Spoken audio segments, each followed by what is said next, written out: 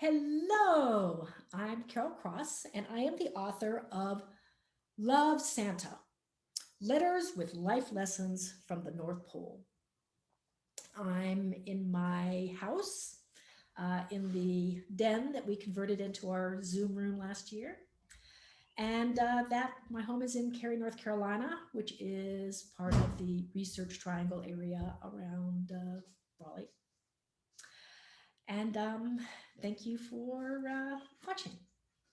So, Love Santa is a book that has a series of actual letters that Santa Claus wrote to my son and that he received every Christmas morning from 2001 to 2015. And in these letters, Santa gives us kind of a behind the scenes look at what goes on in Christmas Town all year long. And it's a lot different. It's a lot different than what you might think. So forget all those movies you've seen with elves working with hammers. Christmas Town is a high tech operation these days. So Santa writes about their computer systems, their power systems, their generators, their cell towers, drones, all sorts of stuff. But if you're anything like me, I have quite enough trouble with my technology here in the Research Triangle area. So just imagine what it's like trying to run an operation like Christmas with all this technology in the Arctic. So if you've ever had technology let you down, you can just imagine what it must be like for Santa. Fortunately for Santa, in addition to the elves, he's got four sets of animal helpers. He's got polar bears, reindeer, penguins, and seals. Now, each one of these group of animals have very different personalities, very different ways of approaching life, of approaching Christmas, very different opinions about things. And so, like any family, they sometimes get on each other's nerves. They sometimes drive each other crazy. They sometimes get into fights and that kind of thing.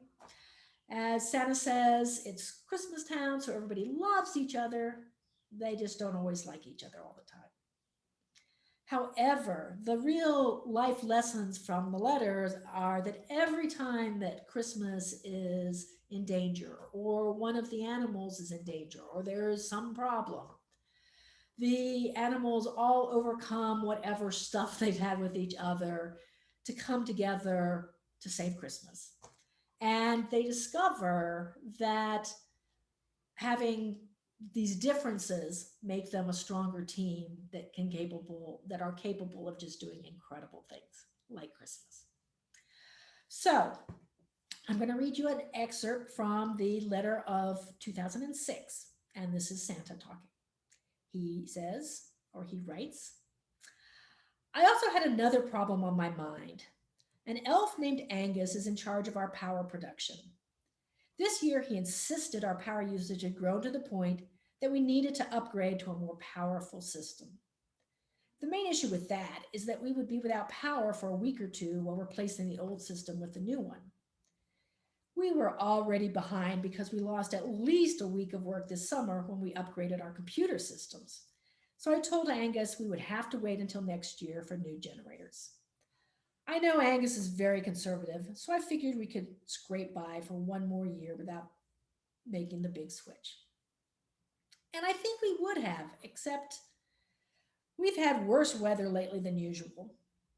We had a huge storm that blew over one of our satellite generators outside of Christmastown. If even one of our generators is out, it's easy to blow our fuses and lose all power. Therefore, Angus and a few of his crew rushed out to find which generator was down and get it back online ASAP. Meanwhile, the other power elves were shutting off as many machines as possible to keep us all from overloading the remaining generators and completely losing our electricity. I see now that I should have announced the situation to everyone, but I didn't want to create a panic. Unfortunately, the elves couldn't shut down enough equipment in time, and suddenly we found ourselves in the cold and in the dark with no power at all.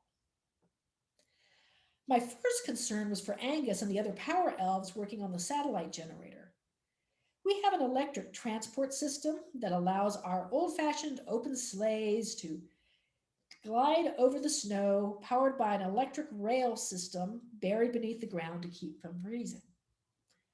But with the power down, the sleighs wouldn't move, and we couldn't talk to the elves over the electric walkie-talkie machines built into the sleighs. That means we couldn't find out where they were, and if they were far away, it would be really hard for them to get back on their own. I asked several of the reindeer to go out and find them and to bring back the sleighs and passengers back the old fashioned way. The dutiful reindeer were glad to help and headed out right away. Soon after the reindeer left, the storm got even worse. Then catastrophe struck. A thick fog fell, covering the entire North Pole. Now I knew the reindeer couldn't see what they were doing. As bad luck would have it, Rudolph wasn't here. I'd sent him down to Madagascar to pick up a shipment of vanilla beans, since Madagascar produces the best vanilla. Since it was so stormy, I asked Rudolph to go. Plus, I know the lemurs love to see his red nose when he visits them in the rainforest. So, how to rescue everyone now? The reindeer could probably tough it out until the storm passed, but elves are more like humans and can't live in such cold for too long. Naturally, our take charge polar bears insisted that they would go out into the storm and lead everyone back. But I refused to let them go. Polar bears can't see through thick fog any better than the reindeer can, so we would just have another group wandering around outside, lost in the storm. Besides, who knows where the elves are? The seals, who are very sensitive, wanted to try, saying thought they could probably just feel their way to the elves. I believe the seals might have been able to do that, but then how would everyone get back? I just didn't want to lose any more creatures in the foggy storm. The polar bears tried standing in the doorway and roaring their loudest roars. The wind just drowned out any noise the bears made, and I knew the elves and reindeer would never be able to hear them calling. Meanwhile, the penguins had been huddling in the corner, talking with each other. Just as I convinced the polar bears they were wasting their strength yelling into the storm, the penguins announced dramatically that they had come up with the solution. I think the polar bears murmured, "Yeah, right." Since the penguins are known for coming up with some very creative but completely impractical ideas. Still, I was desperate enough to consider their plan, whatever it was. So I'm going to end there. And if you want to find out what happened, how they ever got the elves and reindeer back home, since we do know that Christmas did happen in 2006, so we know we have a happy ending. Well, just order your own copy of Love Santa, Letters with Life Lessons from the North Pole. It's a book that will keep the spirit of Christmas alive in your heart all year long.